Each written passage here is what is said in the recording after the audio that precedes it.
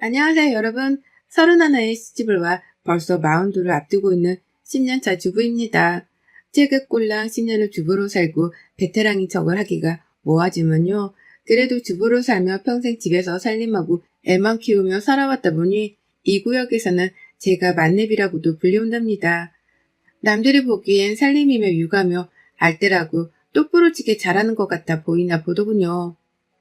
이렇다 보니 전 더 이상 다른 걸 하려는 시도조차 못하겠고 그저 하던 주부 일이나 열심히 하려는 게 제 인생 이유랍니다.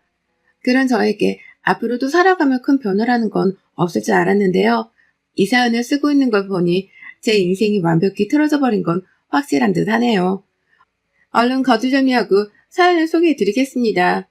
저희 남편은 완전 능력이 없는 사람이에요. 와이프인 제가 이런 말을 제 입으로 하기가 참 민망하지만요. 정말 제가 봐도 왜 이런 남자를 만나서 고생을 사서 하나 싶을 정도로 제 남편은 가장으로서의 능력이 취약인 사람이죠. 직장을 다니며 돈을 가져오기는 하지만 길게 다니지를 못해서 월급은 늘 300만 원 언저리에 불과했습니다. 자식은 둘이고 앞으로 나갈 돈이 투성인데 남편은 돈 걱정이 없고 참 태평하게도 살더라고요. 연애 땐 그러지 않았었는데 결혼하고서 부쩍 사람이 게을러지고 또 저에게까지 무심해진 편이었죠. 고생하는 걸 못 참아 하는 성격인지라 진득하게 한 직장에서 일을 해본 적도 없고 말이죠. 지금껏 결혼해 남편이 그만둔 직장만 해도 5손가락이 넘어갑니다. 이 정도면 이해가 가시나요? 하지만 이게 다가 아니에요. 제가 못 참고 밖에 나가 일이라도 하려고 하면 집안일을 자신에게 떠넘기려 하는 거냐면서 이를 가고 반대를 하더라고요. 저까지 직장을 나가버리면 집에서 살림은 누가 하고 밥은 누가 차리냐면서 말입니다. 애는 또 누가 키울 거냐며 입에 거품을 물고 저를 쏘아대는데 말이 안 나오더라고요. 돈도 못 벌게 하고 그렇다고 지가 돈을 많이 벌어오는 것도 아니고 말이죠. 그 바람엔 전 팔자에도 없는 주부를 자진해서 해야 하는 처지가 되었죠. 남들은 남편이 주부를 하라고 붙잡으면 고맙게라도 한다던데 저는 전혀 아니었답니다. 집에 꽉 묶여서는 남편 때문이라도 혼자 살림을 해야 하는 제 처지가 한탄스러웠던 적이 이만저만이 아니었죠. 하지만 그렇게 해서 제 남편에게 따질 수 있는 건 아무것도 없었어요. 비록 돈을 벌어오진 못했으나 남편이 생활비는 꼬박꼬박 내줬거든요. 시댁에서 받는 돈으로 말입니다. 저희 시댁이 돈이 좀 있는 편이에요. 그렇다고 재벌이나 현금 부자이신 건 전혀 아니고요. 재개발 지역에 사시다가 집값이 올라가며 땅 팔고 번 현금이 3억 정도 있었고 2억에 사서 살고 있는 지금 아파트도 시세가 9억이라 팔고 나면 남는 돈이 꽤 되었죠. 아버님은 공무원 하시다가 퇴직하고는 지금 따박따박 연금을 받고 계시고 남편한테 형제라고는 시누이 하나가 유일했는데 직장 다니며 오래전에 경제적으로 독립을 했답니다. 집안에서 돈이 나갈 일이라고는 저희 남편이 유일했고 시부모님은 아픈 손가락이라고 생각을 하시는지 저희 남편을 품 안에 끼고 살려 하셨어요. 그 덕분에 가장으로서의 책임감도 없고 능력도 없는 남편이 입에 풀칠은 하고 살 수 있었고 그 덕분에 저는 남편에게 감히 능력이 없는 놈이라는 말 한 번 속 시원하게 하지 못했습니다. 시부모님이 당장 도와줄 경제력이 있으신 것만으로도 그게 곧 남편의 능력이었으니까요. 하지만 이게 결코 다행인 일도 아니었고 쉬운 일도 아니었습니다. 남편이 능력이 없는 만큼 그리고 시부모님이 도와주는 만큼이나 시어머니께서 저를 향한 간섭을 심하게 하셨거든요. 생활비로 100만 원 정도를 꾸준히 보내주면서 시작되었죠. 며느리를 통제하고 간섭하는 걸 말이죠. 저도 도움을 받고 있는 입장이라 생색을 낸다고 표현하는 게 정말 쪽팔렸지만 시어머니께서는 그 생색 한번 내려고 절 참 모질게도 괴롭히셨답니다. 중간에 전세 계약이 만료되어 이사를 나갈 일이 있었는데 그때도 시댁 근처에 오라며 굳이 본인 돈을 더 들여서 저희를 시댁 근처의 전셋집과 계약까지 하게 만드셨어요. 집값이 너무 높아서 저희는 거들떠도 볼 수 없는 동네였는데 시어머니가 무조건 근처로 오라고 고집을 부리신 바람에 저는 또 자존심을 내려놓을 채 돈을 빌려야 했답니다. 그렇게 이사를 가서는 시어머니의 짐꾼 노릇도 하고 별짓을 다 했네요. 결혼하고 단 한 번도 마음 편하게 시어머니랑 있어 본 적도 없었고 남편이 무능한 걸 알아차리고 난 후로는 더더욱 시어머니와 거리감이 컸어요. 그런데도 어머님은 그걸 잘 아시면서도 꼭 저를 불러내셨고 서로 가까운 거리에 살고 나서부터는 더더욱 절 못 잡아먹어 안달인 것 마냥 꾸셨답니다. 며칠이라도 안부 연락을 못하면 생활비가 끊기고 싶냐며 돈으로 지독하기 싫이 협박까지 하시던 어머님이셨어요. 니네 친정에서 부모가 그러라고 가르쳤냐면서 제 마음에 비수를 꽂는 발언도 서슴찮게 하셨고요. 정말이지 제가 마음을 편하게 놓고 어머님을 대할래야 대할 수가 없었습니다. 늘 저는 자발적인 을이 되어야 했고 갑질을 서슴찮는 시어머니께는 감히 말대꾸 한번 제대로 해보지 못한 채 굽신거려야 했어요. 저도 자식들이 있으니 내 자식들을 챙겨야 한다는 생각에 눈 딱 감고 시어머니가 주는 생활비라도 받고자 한 거였죠. 전 결혼하고 난 후 몇 번이나 제 자존심을 쓰레기통에 던져버리곤 했답니다. 이런 저를 친정 엄마께서는 너무 불쌍해라 하셨어요. 당신이 잘못한 것도 없으셨는데 자식을 더 잘나게 키우지 못해서 결혼하고 그런 취급을 받는 게 아니냐며 자신의 탓을 하더라고요. 모든 부모가 그렇듯 엄마도 저의 불행을 자신의 불행이라 여기며 괴로워하셨던 겁니다. 기본적인 노후 준비 말고는 여윳돈도 없으신 분들이신데 엄마는 꼭 푼돈이라도 저한테 쥐어주려 하셨고요. 볼 때마다 제 얼굴, 제 몸 상태를 살피며 얼마나 시어머니께 시달렸을지에 대해서 지레짐작을 하곤 하셨어요. 살이 조금이라도 빠져있으면 고생을 많이 해서 그렇다며 저 대신 눈물까지 훔치기도 하셨고요. 제가 여러모로 제 부모님 앞에 설 면목이 없었습니다. 이런 상황만으로도 저는 불효를 하고 있는 것 같아서 정말 죄인이 된 듯 했는데요. 1년 전부터는 더욱 제 친정엄마를 향한 저의 걱정이 심해지기 시작했어요. 더 유난스레 말이죠. 경기도 지역에 살고 계셨던 저희 부모님이 1년 전 서울로 이사를 오게 되셨습니다. 저희 오빠가 여태 혼자서 결혼도 안 하고 싱글로 살고 있는데 혼자 살기 적적하다며 저희 부모님이랑 살림을 합치기로 했거든요. 그래서 저희 부모님은 경기도에 있던 자가 아파트를 팔아버리셨고 그 돈을 그대로 들고서는 서울의 오빠 집으로 넘어오셨어요. 그렇다 보니 저는 전보다 더 자주 친정 부모님을 만나뵈러 갔어요. 위치가 더 가까워지기도 했으니 아이들을 학교에 보내놓고 시간이 남을 때마다 괜히 한 번 더 찾아뵙고 싶었던 겁니다. 제 부모님이셨으니까요. 제가 찾아가면 저희 부모님도 너무나 좋아라 하셨고요.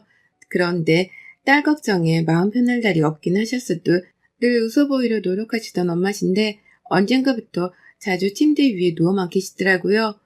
몸이 힘들어 죽겠다고 하시면서 말이죠.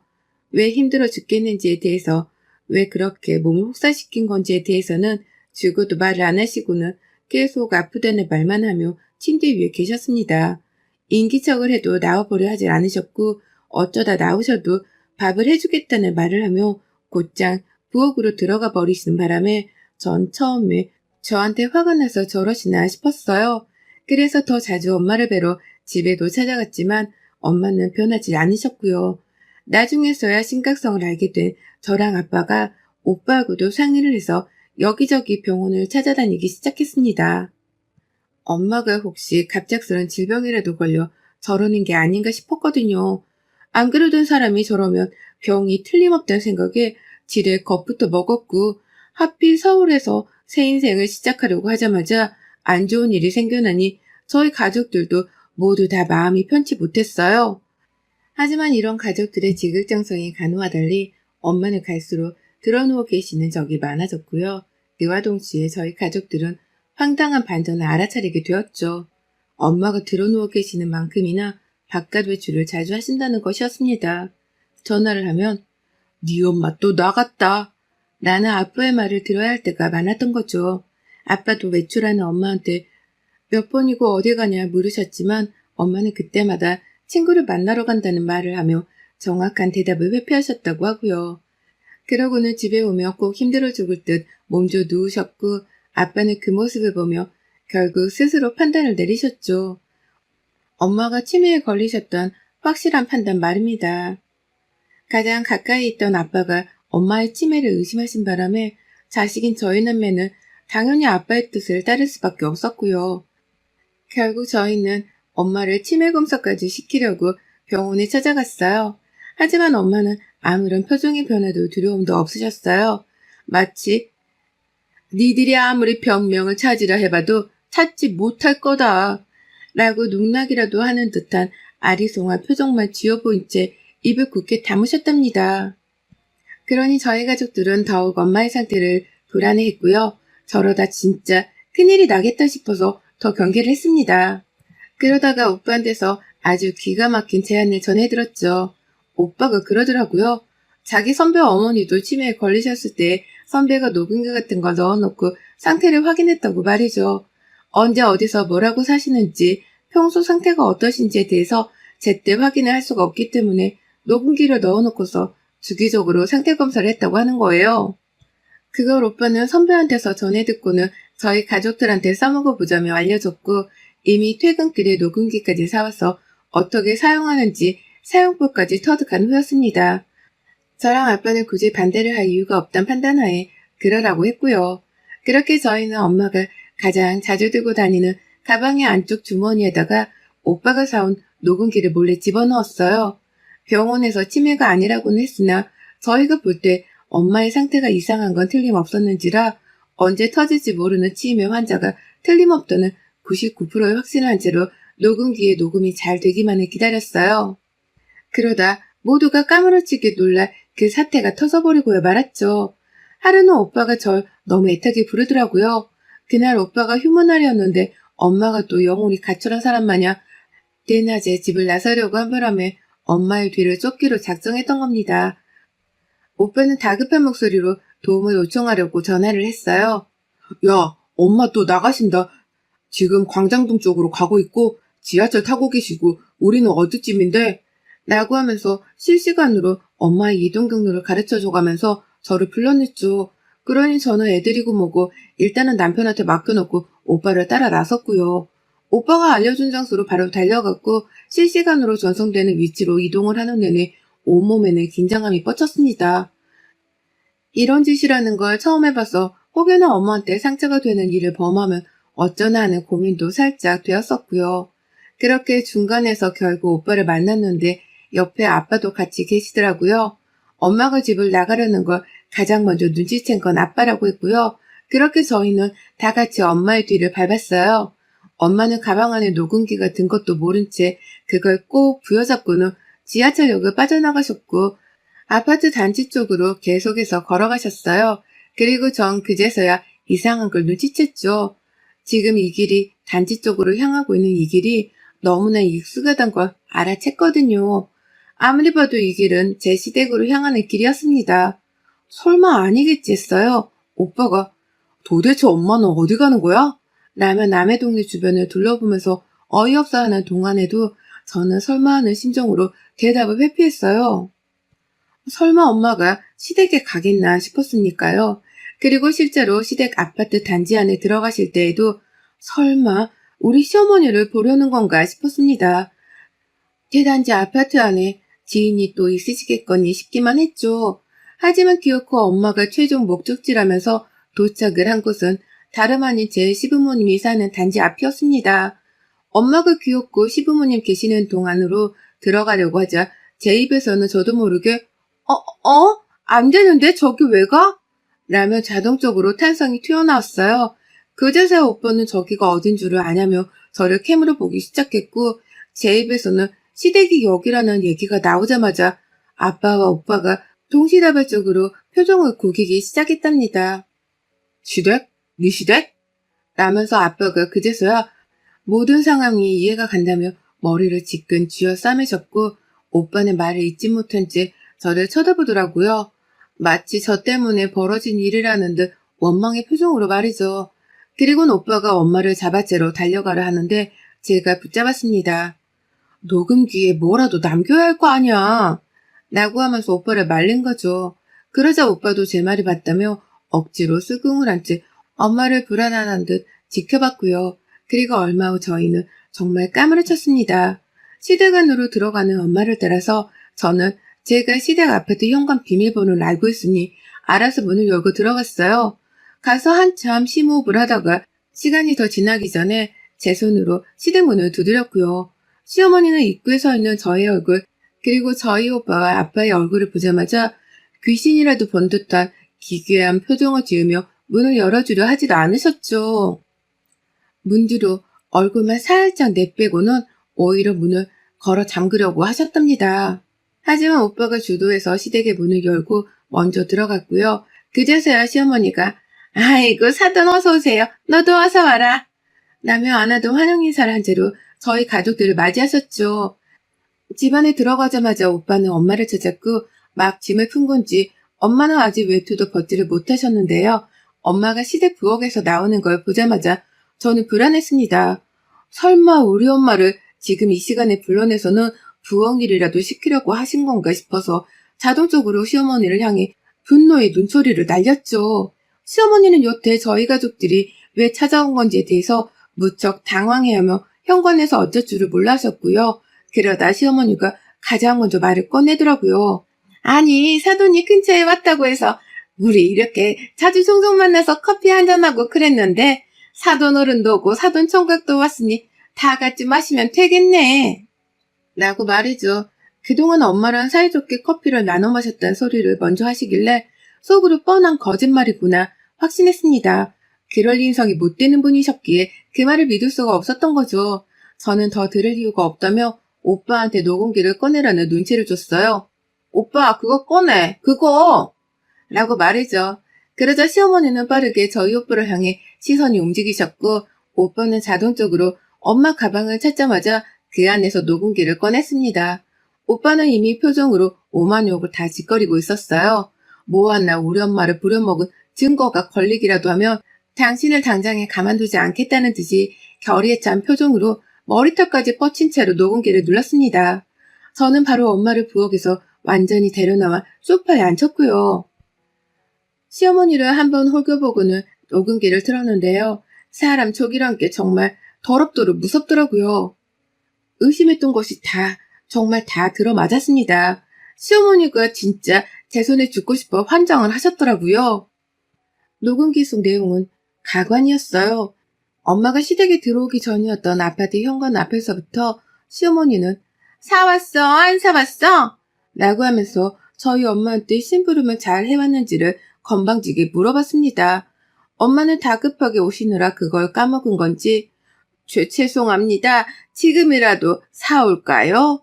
라며 물었고요. 시어머니는 엄마의 대답이 다 끝나기도 전에 말을 잘라먹으시며 화를 내셨어요. 아유 그냥 들어와. 어느 천년에 가서 그걸 또 사와? 그럼 그렇지 정신 못 차리지? 라고 정확히 소리를 치는데 육두문자만 없었을 뿐 말하는 건 거의 욕짓거리와도 다름이 없었습니다. 이제 보니 엄마를 불러낸 걸로도 모자라 장봐와라 심부름까지 시켰나 본데 저는 거기까지만 듣고 나서 입이 대바람 튀어나와서는 어쩔 줄을 몰라 했어요. 와씨 정말 나 진짜 당장 칼부림이라도 할 것 같아 오빠. 죽여버릴 거야. 라고 하면서 제 온몸으로 분노를 표출했죠. 오빠도 저와 마찬가지로 시어머니를 노려보며 당장이라도 죽방을 날리겠다 벼르고 있었고 그제서야 시어머니가 녹음기를 멈추려는 듯 달려와 그걸 빼앗으려 하더라고요.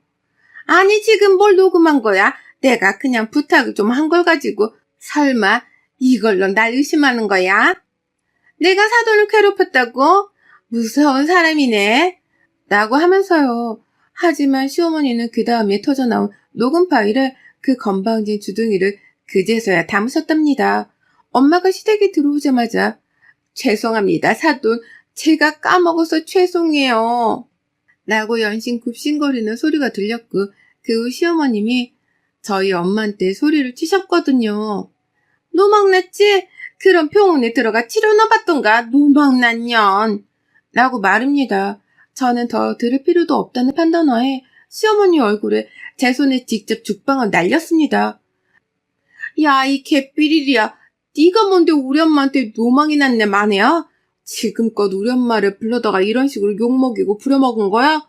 그래서 우리 엄마가 힘들어서 들어누워만 계셨던 거고 너 내가 가만 안 둬. 이 악마 같은 년. 라고 하면서 더 이상의 자비는 없다는 듯 욕을 하며 시어머니 볼따구를 제 주먹으로 가격했습니다. 그리고는 입술을 제 손으로 꼬집어선 그 자리에서 인정사정 없이 잡아당겨 버렸습니다. 오빠는 엄마를 모시자마자 아빠한테 데리고 먼저 집에 가시라 집 밖으로 내보냈고 문을 닫고는 다시 시댁 안에 들어와선 효율을 했습니다. 평생 화 한 번 잘 내지 않고 살던 착한 오빠였는데요. 그런 오빠가 그간에 쌓아둔 모든 화를 한 번에 토해내듯이 집안을 아주 쑥대밭으로 만들어버리고 말았어요. 현관에서부터 신발장을 열어 그 안에 쌓아둔 신발과 잡동사니들을 다 떨궈내며 소란을 피우더니만 집에 들어오자마자 거실 한복판에 있는 책장을 넘어뜨린 바람에 책장이 소파 위로 넘어지는 대참사가 벌어졌습니다. 힘없이 책상에 눌려진 소파를 보고 시어머니는 완전 겁에 질려 오빠 무릎을 쥐어 잡더라고요. 방금 전까지만 해도 우리 엄마랑 커피를 마시려 했다며 걔 구라를 치던 노인네였는데 이제와 겁에 질려선 애상 밖으로 화를 내는 우리 오빠를 말리겠다고 달래며 용서를 구하기 시작한 겁니다. 제발 그만 좀 하라면서 말이죠. 하지만 오빠는 집안을 벌써 그 꼴로 만들어 놓고도 화가 덜 풀렸다는 듯이 시어머니의 옷을 잡아 끌고서는 시댁을 나섰어요. 네, 경찰서를 가겠다고 끌고 가신 겁니다.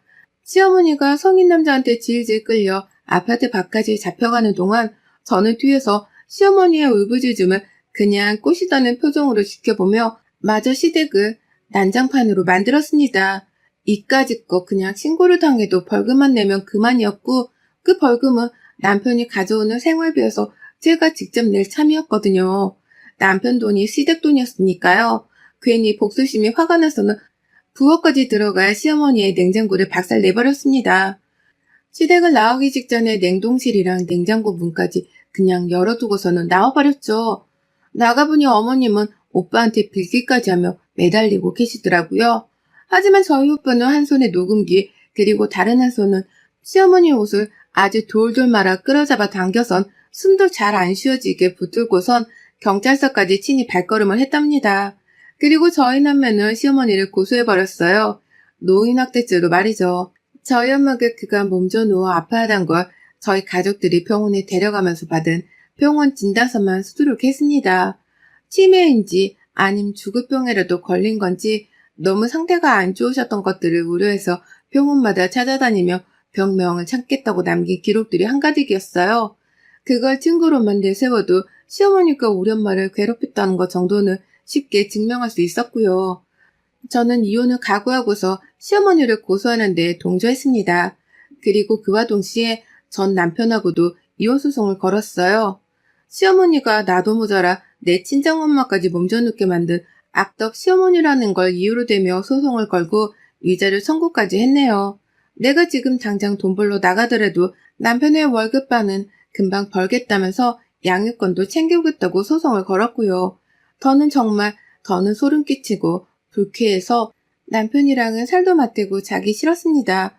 이런 종속의 것들하고는 가족으로 엮여서 애들한테 악영향을 끼치게 하고 싶지도 않았고요.